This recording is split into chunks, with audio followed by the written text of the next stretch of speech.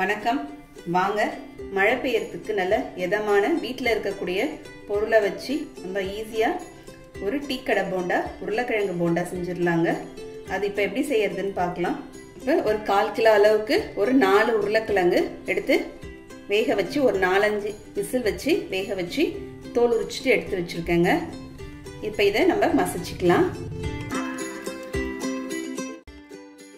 சாயந்தரம் நமக்கு டீ காஃபியோட சாப்பிட்றதுக்கு ரொம்பவே சூப்பரா இருக்கும்.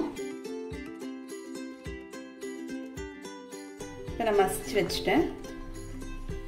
உருளைக்கிழங்கு மசாலா ரெடி பண்ணிடலாங்க. இப்போ ஸ்டவ்ல நான் ஒரு பேன் வச்சிருக்கேன். அதில் 2 ஸ்பூன் அளவுக்கு எண்ணெய் சேர்த்துருக்கேங்க. எண்ணெய் காஞ்சோனே 1/2 ஸ்பூன் அளவுக்கு கடுகு சேர்த்துக்கலாம். கடுகு பொரியும் போதே 1 ஸ்பூன் அளவுக்கு உளுத்தம்பருப்பு சேர்த்துக்கலாங்க. ஒரு 1/2 ஸ்பூன் அளவுக்கு ஜீரகம் சேர்த்துக்கலாம். சேர்த்து உளுத்தம்பருப்பு லேசாக சேர்ந்து வர வரைக்கும் நம்ம கலந்து விட்டுக்கலாம். ஒரு பச்சை மிளகாவை பொடிசா கட் பண்ணி வச்சுருக்கேன், அதை சேர்த்துக்கலாம். ஒரு வெங்காயம் பொடிசா கட் பண்ணதை சேர்த்துக்கலாங்க. கொஞ்சமாக கருவேப்பிலை, 1 ஸ்பூன் அளவுக்கு இஞ்சி துருவல் சேர்த்துக்கலாம். ஒரு 1/4 ஸ்பூன் அளவுக்கு பெருங்காயத்தூள் சேர்த்துக்கலாங்க.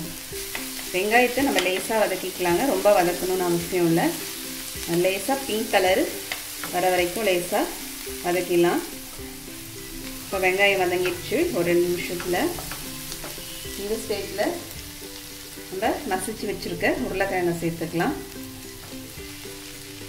தேவையான அளவுக்கு உப்பு சேர்த்துக்கலாங்க. ஒரு 1/4 ஸ்பூன் அளவுக்கு மஞ்சள்தூள் சேர்த்துக்கலாம். வெங்காயம்லாம் இந்த உருளைக்கிழங்கோட சேர்கிற மாதிரி நல்லா வதக்கிக்கலாங்க. இப்போ இதெல்லாம் வெங்காயம் உருளைக்கிழங்கு எல்லாம் ஒன்று சேர்ந்துருச்சுங்க. இப்போ இதில் கொத்தமல்லி தழை சேர்த்துக்கலாம், பொடிசாக கட் பண்ணதை சேர்த்துட்டு ஸ்டவ் ஆஃப் பண்ணிடலாங்க. ஒரு 1/4 மூடி எலுமிச்சப்பழம் ஸ்டவ் ஆஃப் பண்ணிவிட்டு புழிஞ்சிக்கலாம். இப்போ இது ஆறட்டும். இது ஆறுறதுக்குள்ளே நம்ம மேல் மாவு கலந்துக்கலாங்க. இப்போ மேல் மாவுக்கு 1 கப் அளவுக்கு கடலை மாவு சேர்த்துக்கலாம். 1 ஸ்பூனு அரிசி மாவு, போண்டா நல்லா கிறிஸ்பாக இருக்கிறதுக்காக 1 ஸ்பூன் அரிசி மாவு சேர்த்துக்கலாங்க. ஒரு பெரிய ஸ்பூனால் அரிசி மாவு சேர்த்துக்கலாங்க. இப்போ மேல் மாவுக்கு தேவையான அளவுக்கு உப்பு, உள்ள ஸ்டஃபிங்கில் நம்ம உப்பு சேர்த்துருக்கோம், பார்த்து சேர்த்துக்கலாம். 1 ஸ்பூன் மிளகாத்தூளுங்க. ஒரு 2 பிஞ்ச் அளவுக்கு ஆப்ப சோடா சேர்த்துக்கலாம்.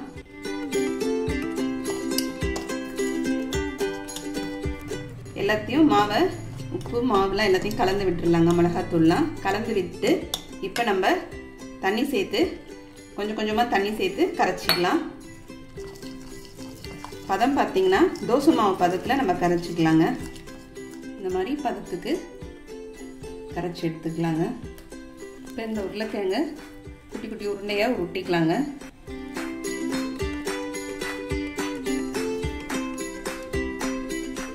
எல்லாத்தையும் உருண்டை உருட்டி வச்சாச்சுங்க. 1/4 கிலோ உருளைக்கிழங்குக்கு ஒரு 14லேருந்து ஒரு 15 உருண்டை அளவுக்கு நமக்கு வரும். இப்போ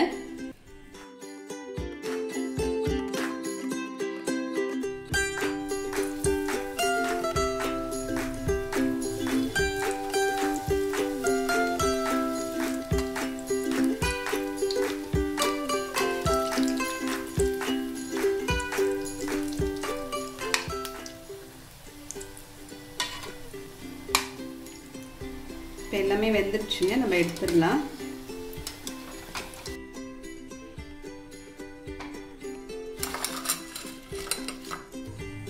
இப்போ நமக்கு உருளைக்கிழங்கு போண்டா ரெடி ஆயிடுச்சுங்க.